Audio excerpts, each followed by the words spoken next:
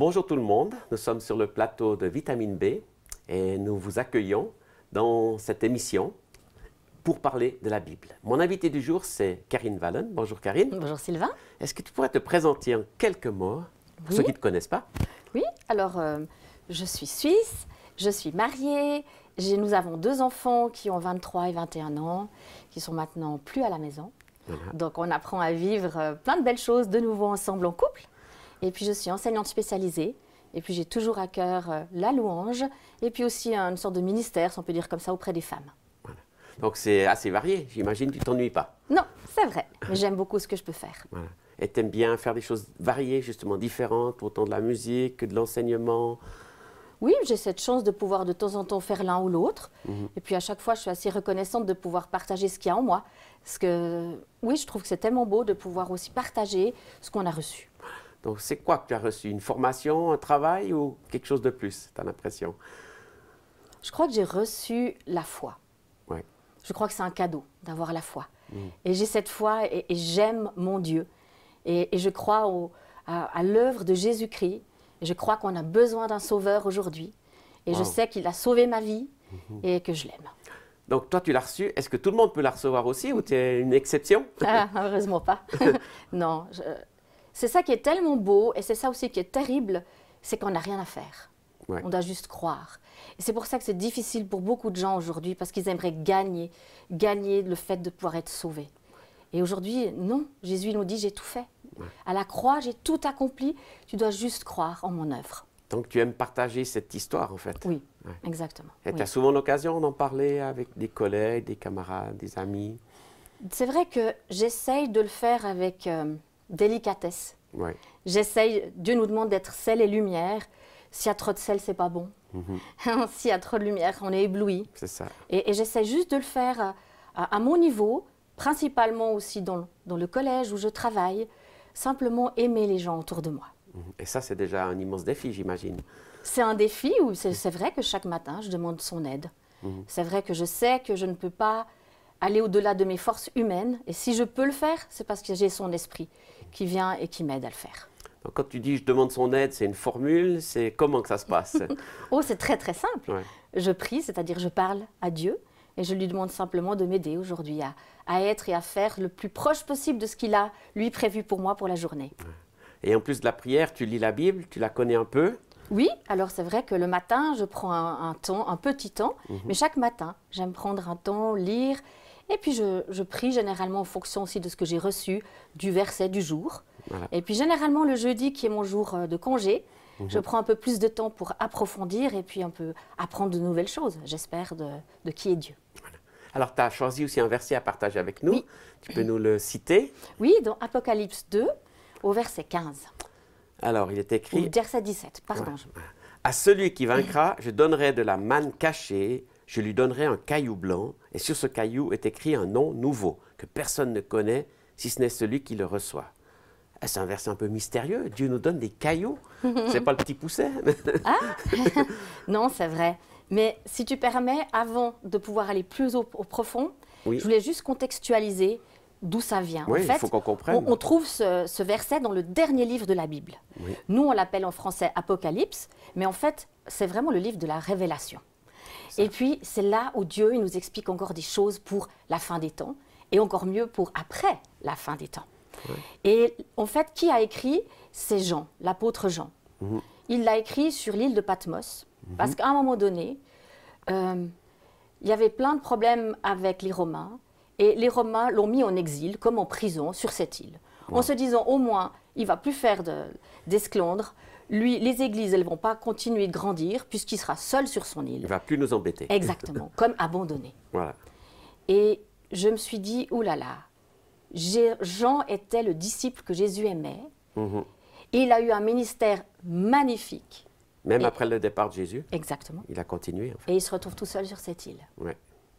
Et j'ai eu, moi, l'impression, à un moment donné aussi de ma vie, de me retrouver toute seule. Comment ça se fait? Qu'est-ce qui t'est arrivé? Eh bien, c'est vrai que je suis enseignante spécialisée, j'ai toujours aimé mon travail, et à côté de ça, j'ai pu être engagée dans une église, même rémunérée pour ce travail, à 50%, comme leader de louange. Et j'ai aimé faire ça pendant 5 ans. J'ai trouvé que c'était magnifique. mais jusqu'au jour où j'ai vraiment reçu l'appel, où j'appelle ça surtout une conviction personnelle, avec mon mari et mes enfants, de partir à l'autre bout du monde. Voilà. Et puis, même que tu es parti sur une inspiration de Dieu, tu t'es sentie seule. Je me suis sentie très seule là-bas. Ouais. Parce que j'aimais faire plein de choses. On a l'impression d'être des fois des bons chrétiens parce que non seulement on va à l'église, mais on incite les autres, on fait ci, on fait ça. Et on chante, on prie, on parle. Exact. Et on a l'impression de se dire, voilà, j'ai été appelée. Oui. Et puis tout à coup, on se retrouve tout seul au fin fond de Sydney, qui est une ville extraordinaire et magnifique à part ça. Oui. On se retrouve très seul et à se dire, qu'est-ce que je fais là? Parce qu'en fait, mon identité, qui je suis, c'est pas ce que je fais. Voilà. Et ça, j'ai dû l'apprendre. Et ça, c'était une révélation, quelque chose de très important. Oui, quelque chose de très important. Parce que j'étais tellement heureuse dans ma vie que je n'ai pas pris le temps de m'arrêter et de vraiment me poser la question, qui suis-je? Voilà. Alors, par rapport à ce texte, qu'est-ce que tu comprends dans cette histoire de manne, de cailloux, de nom? Alors, c'est surtout le nom qui m'intéresse. Voilà. Et c'est vrai que dans la tradition biblique, le nom, c'est l'essence même de la personne. Ouais, c'est qui je suis. Voilà. Et c'est vrai que là-bas, comme je vous l'ai dit, je me sentais très seule et je me suis dit, mais qui je suis? Et je me suis rendu compte que j'avais besoin du regard de Dieu sur ma vie et j'avais besoin de chercher qui dis-tu que je suis? Voilà. Et tu as eu la réponse sur ce texte, au travers de ce texte? Alors ce texte, il m'a apporté encore plus que ça. Oui. Parce que ce que j'aime dans ce texte, c'est me dire qu'il y a une suite.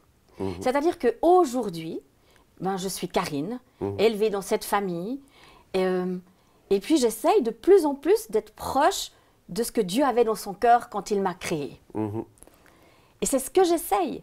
Mais ce que j'aime avec ce texte, c'est me dire qu'un jour, je saurai quel est mon nom, quelle est ma mission. Et ce qui est beau aussi pour moi, c'est que ça ne se résume pas à la terre. Alors, comment tu vois l'avenir, justement? Parce que pour beaucoup de gens, se disent, c'est fini, après la vie, il n'y a plus rien. Oui. Alors, c'est vrai que j'ai cette foi comme cadeau, et c'est vrai que je crois aussi à la vie éternelle. Et je crois que nos noms sont inscrits dans le livre de vie. Ouais. C'est quoi ce livre de vie? Qui c'est qui l'a écrit? Alors, ce livre de vie, il nous attend tous. Il est là pour chacun de nous en disant, est-ce que tu crois que, en te donnant à moi, je peux venir transformer ta vie et faire de toi quelqu'un d'acceptable aux yeux de Dieu? Parce que c'est vrai qu'en Adam, il s'est passé cette chute où l'homme n'a plus été capable d'être en relation avec Dieu. Et Dieu a dû dire, j'envoie mon fils. Parce qu'il n'y a pas d'autre solution que de sacrifier mon fils pour que vous puissiez à nouveau vous connecter à moi. Voilà, un message fondateur, fondamental. Exactement. Pour toi, mais aussi pour les autres. Pour tous ceux qui le veulent, c'est ça qui est beau. Ouais. C'est que Jésus, il a dit, alors c'est le verset très connu dans Jean 3,16, car Dieu a tant aimé le monde qu'il a donné son Fils unique afin que quiconque croit. Ouais. Et quiconque, c'est nous. Ouais. Donc, tu n'as pas à garder ça juste pour toi. Tu peux le partager vraiment... Oui, je peux le partager. Généreusement. Exact. Mais aujourd'hui aussi, dans ce monde où tout va en péril, où les gens gentiment perdent espoir, j'aime ce verset parce qu'il nous dit, c'est pas fini. Parce que certains, ils disent, oh, le ciel, finalement, ça ne m'intéresse même pas. Oui. Le ciel, si c'est pour louer Dieu et chanter toute la journée, qu'est-ce que ça m'intéresse?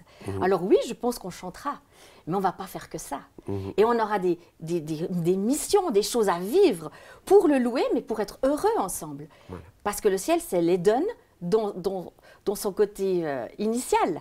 Et Dieu le crée. En ce moment, il refait toutes choses nouvelles. Ouais. Et on voit dans Apocalypse 21, il est en train de refaire un champ nouveau. Il est en train de refaire une terre nouvelle. Et il nous attend. Et nous, on va être transformés quand on sera avec lui. Et il y aura un an nouveau. Donc on voit que tu es motivé par cette espérance. Ça te booste. Ça me porte. Ça te porte. Complètement. Ouais. Et aujourd'hui, c'est ce que j'essaye de dire un peu autour de moi. C'est, oui, c'est beau d'avoir la foi pour ici-bas, mais il y a plus. C'est qu'une étape, en fait. Exactement, oui. Alors, ce nom nouveau, en fait, qu'est-ce qu'il veut dire? Ça veut dire que ton nom d'avant, il n'était pas bon? C'est une amélioration? C'est quoi? Mais pour moi, c'est la pleine révélation de qui je suis et de comment Dieu m'a voulu. Oui. Et ce qui est beau aussi, c'est qu'il est pour moi. C'est-à-dire qu'il n'y a pas l'idée de se comparer, il n'y a pas l'idée de dire « Pourquoi tu as celui-ci? Pourquoi moi, je suis là ?» C'est entre lui et moi. Et c'est aussi comme ça que Dieu nous veut pour nous sauver. C'est qu'il a prévu pour tous, mais c'est chacun personnellement qu'on doit répondre à l'invitation. Voilà. Est-ce que moi, Je veux répondre. Et est-ce que moi, je suis prêt à me donner à toi?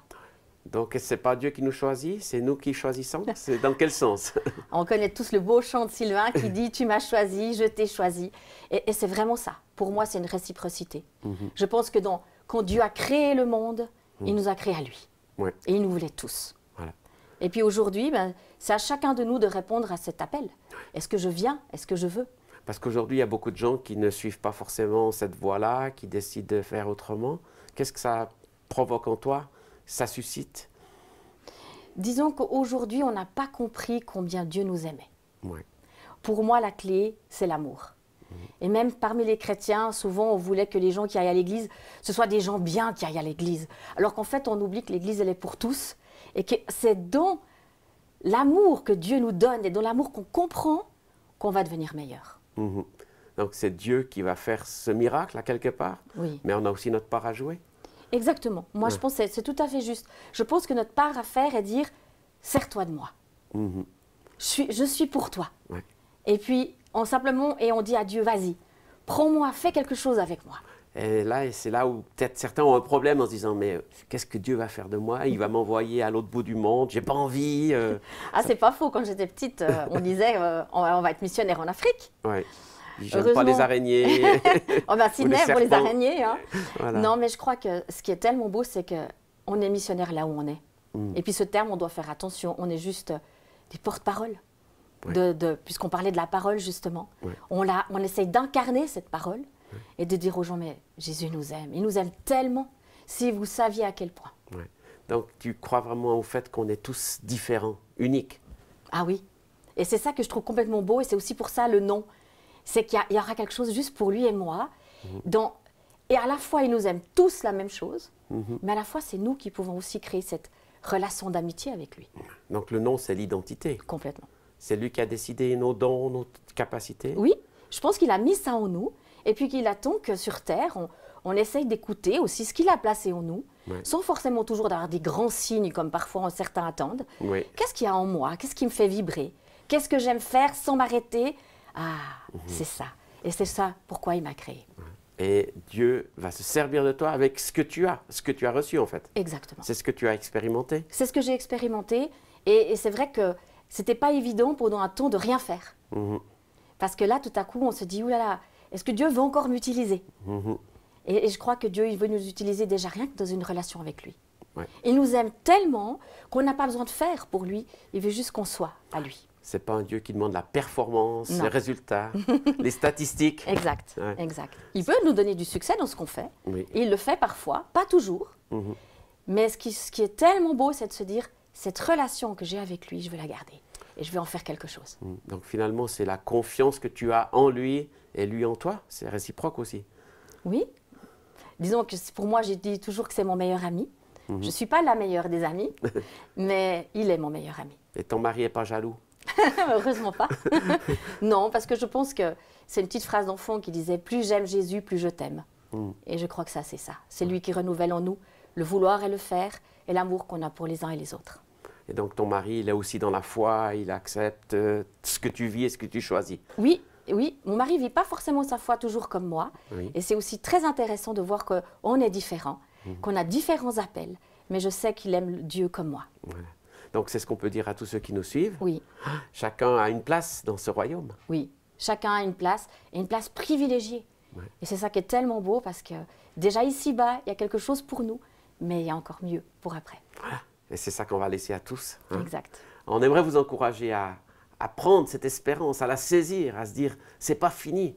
Le monde sur terre, la vie sur terre, c'est qu'une période et il y a une espérance qui vous attend et Dieu veut vous faire entrer dans cette vie nouvelle.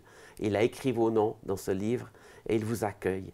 Alors soyez bénis et au plaisir de vous retrouver pour une prochaine émission Vitamine B.